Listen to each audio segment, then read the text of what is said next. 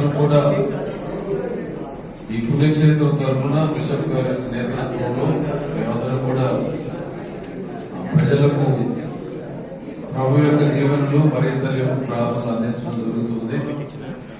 అలాగే ఏమైనా ఇబ్బందులు ప్రతి సంవత్సరం వస్తూ ఉంటే సంవత్సరం తర్వాత వాటిని మేము సరి చేసుకుంటూ ముందుకు తీసుకెళ్తున్నాం.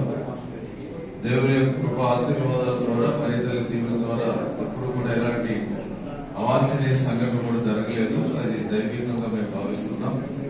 ఇప్పుడు ఈ ఉత్సవాలను గురించి, దీని యొక్క ప్రాధాన్యత గురించి, ఏ విధంగా కేవలం క్రైస్తవులు మాత్రమే కాకుండా అందరూ కూడా ఆ తల్లి యొక్క ప్రార్థనతో ద్వారా భగవంతుల యొక్క ఆశీర్వాదాలు పొందుతున్నారు. దాని గురించి బిషప్ గారు వివరిస్తారు. ప్రింట్ మీడియా, ఎలక్ట్రానిక్ మీడియా పత్రికేయులందరికీ స్వాగతం. విడుదల మరియమాత, విడుదల రుద్దుమాత తిరునాళ్ళు జరిగినట్లుగా ఈ సంవత్సరం కూడా అంగరంగ వైభవంతో ఈ కార్యక్రమాలు నిర్వహించడానికి సన్నాహాలు చేస్తున్నాం. జనవరి 31వ తేదీన నవదిన జపాలు ప్రారంభించినప్పుడు అధికారపూర్వకంగా ఈ పండుగను ప్రకటించాం. వేలాది మంది భక్తులు వస్తున్నారు. ఇప్పుడే మేము ప్రతి సంవత్సరం పాటించినట్టు ఇప్పటి నుంచి ఈ నవదిన జపాలతో ప్రార్థనాపూర్వకంగా ఆధ్యాత్మికంగా ఈ పండుగకు సిద్ధమవుతున్నాం. ఫిబ్రవరి 9, 10, 11వ తేదీలలో చాలా మంది భక్తులు, మరియమాత భక్తులు తరలి వస్తారు. ఆ సమయాల్లో కూడా చాలా మంది పీఠాధిపతులు వస్తారు. ఈ సంవత్సరం కడప పీఠాధిపతులు, ఇంకా విశాఖపట్నం అతి మేత్రాణులు, నెల్లూరు మేత్రాణులు దీనికి రానున్నారు. వాళ్ళు వచ్చి వాళ్ళ సందేశాలని, వారు పూజలు సమర్పించి ప్రజలందరికీ ఆధ్యాత్మిక సందేశాలు అందిస్తారు. అదేవిధంగా ఈ 3 రోజుల్లో వేరే ఆధ్యాత్మిక కార్యక్రమాలు ఉంటాయి.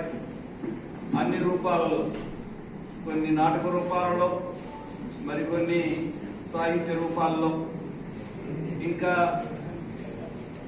వేరే ప్రార్థనలు, సంస్కారాల ద్వారా వచ్చిన వాళ్ళందరూ తమను తాము ఇంకొకసారి దేవుని మార్గాల్లో నడవడానికి అనుగుణంగా చేసుకుని వాళ్ళు భక్తితో, విశ్వాసంతో మళ్ళీ తిరిగి వెళ్తారు ఇంటికి.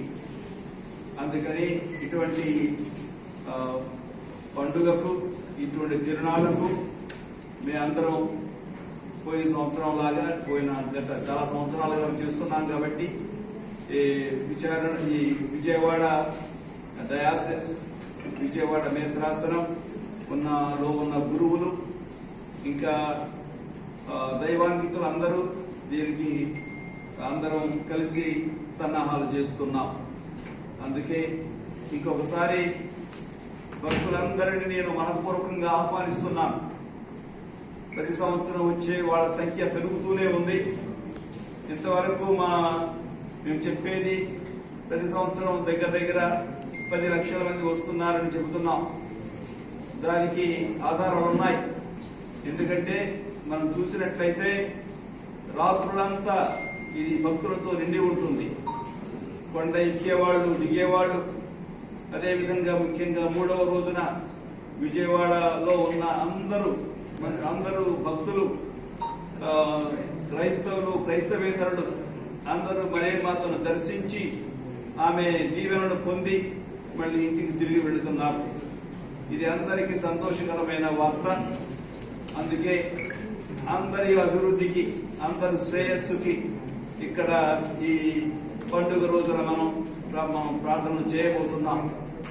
ఎందుకంటే దైవ సన్నిధి, దైవానుగ్రహం మనకు లేకపోతే మన జీవితాలు దుర్భరంగా ఉంటాయి. అందుకే ఎప్పుడు మనం దేవుని వైపు తిరిగి మనకు కావలసిన అనుగ్రహాలను కోరుకుంటూ ఉండాలి. క్రైస్తవం, కథోలిక ధర్మం ముఖ్యంగా మరియమాతను మనందరి కొరకు ప్రార్థించే వ్యక్తిగా మనకు అందజేస్తుంది.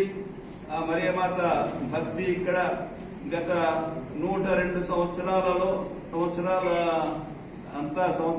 సంవత్సరాలుగా ప్రాచుర్యంలోకి వచ్చింది. ఇంకా చాలా మంది భక్తులు ఇక్కడికి వస్తున్నారు. తమిళనాడులో వేళంకిని మాత మందిరాలు ఉన్నాయి, వేళంకిని మాత పుణ్యక్షేత్రాలు ఉన్నాయి. అక్కడికి చాలా మంది వెళుతున్నారు. మన రాష్ట్రం నుంచి, ఇతర రాష్ట్రాల నుంచి అక్కడికి వెళుతున్నారు. అదేవిధంగా ఇతర రాష్ట్రాల నుంచి కూడా మన దగ్గరకు వస్తున్నారు.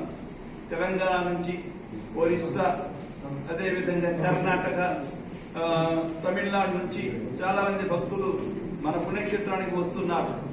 ఒక్కొక్క పుణ్యక్షేత్రానికి ఒక్కొక్క విలువ ఉంది, ఒక్కొక్క ప్రత్యేకత ఉంది. మన ప్రత్యేకత ఏంటంటే కొండ మీద వెలసిన మరియ మాత, కొండ మీద వెలసిన లూర్దు మాత, ఆ తల్లి అందరికీ అనుగ్రహాలు సంపాదించి పెడుతుంది. అందుకే ఇక్కడ కూడా ఈ ప్రత్యేకతను మామూలుగా అందరూ తెలుసుకొని ఆ తల్లి దగ్గరికి వచ్చి ఆమె విడుదల ద్వారా అనేక అనుగ్రహాలు పొందడానికి అందరూ వస్తూ ఉన్నారు. అందుకని ఇంకొకసారి భక్తులందరినీ నేను ఆహ్వానిస్తున్నాను. ఈ విషయాన్ని అందరికీ తెలియజేయవలసిందిగా పాత్రికేయులందరినీ నేను కోరుతూ ఉన్నాను. వచ్చిన మీ అందరికీ ఇంకొకసారి నమస్కారాలు, తల్లి దీవెనలు.